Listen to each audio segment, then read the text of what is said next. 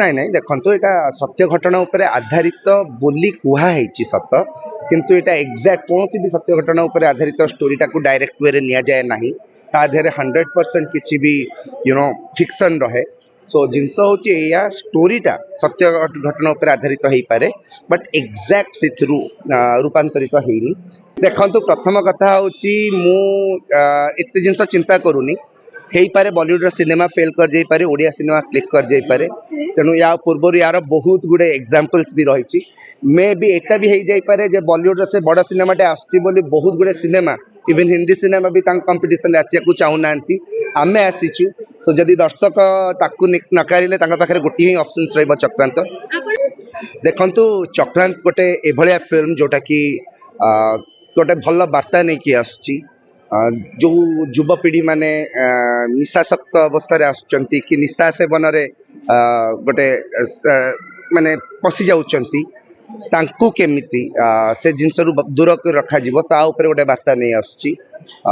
ତେଣୁ ମୋତେ ଲାଗୁଛି ଯଦି ଦର୍ଶକଙ୍କ ପାଖରେ ଏ ଜିନିଷଟା ଠିକ୍ ସେ ପହଞ୍ଚିପାରେ, ତାହେଲେ ଦର୍ଶକମାନେ ନିଶ୍ଚିତ ରୂପେ ଆପ୍ରିସିଏଟ୍ କରିବେ। ନାଇଁ ନାଇଁ ଦେଖନ୍ତୁ ଏଇଟା ସତ୍ୟ ଘଟଣା ଉପରେ ଆଧାରିତ ବୋଲି କୁହାହେଇଛି ସତ, କିନ୍ତୁ ଏଇଟା ଏକ୍ଜାକ୍ଟ କୌଣସି ବି ସତ୍ୟ ଘଟଣା ଉପରେ ଆଧାରିତ ଷ୍ଟୋରିଟାକୁ ଡାଇରେକ୍ଟ ୱେରେ ନିଆଯାଏ ନାହିଁ। ତା ଦେହରେ 100% କିଛି ବି ଫିକ୍ସନ ରହେ। ସୋ ଜିନିଷ ହେଉଛି ଏଇଆ, ଷ୍ଟୋରିଟା ସତ୍ୟ ଘଟଣା ଉପରେ ଆଧାରିତ ହେଇପାରେ, ବଟ୍ ଏକ୍ଜାକ୍ଟ ସେଥିରୁ ରୂପାନ୍ତରିତ ହେଇନି। ଦ୍ୱିତୀୟ ଜିନିଷ ହେଉଛି ବିବାଦରେ ଫିଲ୍ମ ପଡ଼ିବନି ଏଥିପାଇଁ ମୁଁ ଭାବୁଛି, ବିକଜ୍ ଯଦି ନିଶା ସେବନଟା ଗୋଟେ ଯୁବପିଢ଼ିର ଗୋଟେ ପାର୍ଟ ହେଇଗଲା ଲାଇଫ୍ର, ତାହେଲେ ମାନେ ଭବିଷ୍ୟତ ଆମର ଅନ୍ଧାର ହେଇଯିବ। ସୋ ନିହାତି ରୂପେ ଲୋକମାନଙ୍କୁ ଆଟଲିଷ୍ଟ ଯେଉଁ ୟଙ୍ଗ ଜେନେରେସନ୍ ଯେଉଁମାନେ ଅଛନ୍ତି ସେମାନଙ୍କଠୁ ନିଶାରୁ ଦୂରରେ ରଖିବା ଗୁରୁ ଦାୟିତ୍ୱ ହେଉଛି ଆମମାନଙ୍କର। That the responsible of media, and cinema is one of the best medium to express that feel to the young generation. Not exactly university रो ମୁଁ ଯେମିତି କହିଲି ଯେ ଏଇଟା ଗୋଟେ ପର୍ଟିକୁଲାର କାହାକୁ ଆମେ କରି ନାହାନ୍ତି, ନା ଷ୍ଟୋରି ନା ସ୍କ୍ରିନ୍ ପ୍ଲେରେ। ଦିଶା ପାଢ଼ୀଙ୍କର ବହୁତ ସୁନ୍ଦର କଣ୍ଟେଣ୍ଟଟା ଏଇଟା। ପିନୁ ବଢ଼ିଆ ସ୍କ୍ରିନ୍ ପ୍ଲେ ଲେଖିଛନ୍ତି, ଡିରେକ୍ସନ୍ ଭଲ ଅଛି, ଭୂମିକାଙ୍କ ପରଫର୍ମାନ୍ସ ଆପଣଙ୍କୁ ଭଲ ଲାଗିବ।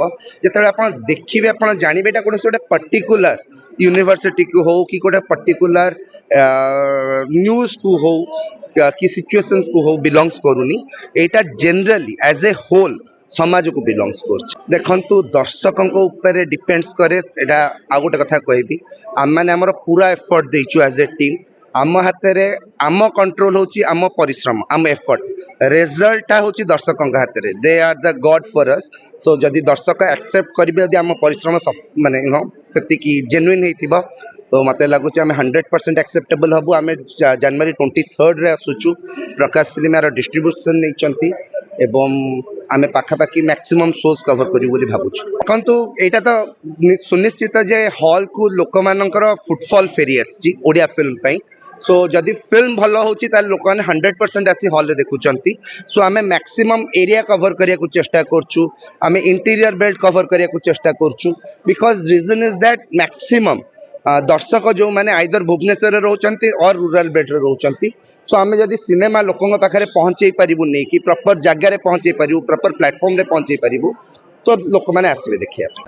आम बॉलीवुड देखंतु प्रथम कथा होची मु एते जिंस चिंता करूनी।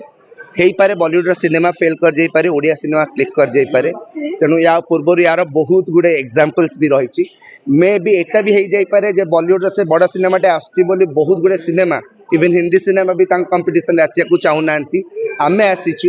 ସୋ ଯଦି ଦର୍ଶକ ତାକୁ ନକାରିଲେ ତାଙ୍କ ପାଖରେ ଗୋଟିଏ ହିଁ ଅପସନ୍ସ ରହିବ, ଚକ୍ରାନ୍ତ। ମୁଁ ସମସ୍ତଙ୍କୁ ଆଗ ମନା କଲି, ସମସ୍ତେ କଲେନି, ତାପରେ ମୁଁ କଲି। ସେଇଟା ବି ଗୋଟେ ଚକ୍ରାନ୍ତ ଥିଲା। ଦେଖନ୍ତୁ ମୁଁ ଜାଣିନି ଦୌଡ଼ି ପାରିବ କି ନାହିଁ, ବଟ୍ ଯଦି ଆମେ परिश्रम ही न देव, आम जब रेस ही न आसबू ताले आम जानबू केमती आम जितबू कि हारू। फर्स्ट जिनस आम जब डरी जा ताले रेस रे ही आसबानी। 70% लोक डरिकी रेस को आसी ना।